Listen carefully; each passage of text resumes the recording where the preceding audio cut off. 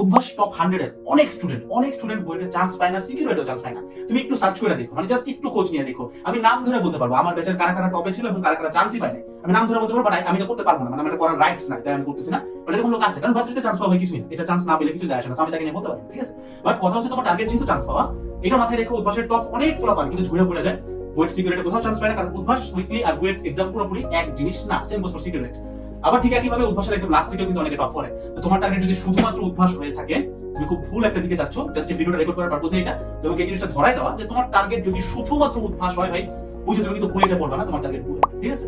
So তোমার target থাকবে যে ভাই আমি এই জিনিসটা ইনক্লুসিভ রাখবো, মুখস্থ থাকবে এই জিনিসটা, আমার টার্গেট বুয়েটে টপ করা, আমার টার্গেট বুয়েটে চান্স পাওয়া, এইটার কাপলিং ইফেক্ট, এটা একটা কম্পাউন্ড ইফেক্ট হিসেবে আমি হয়তো উদ্ভাসে ভালো করতেছি। আর I literally give zero shit to this. আমার উদ্ভাসে খারাপ করলেও সমস্যা নেই, আমার মেইন টার্গেট ইঞ্জিনিয়ারিং।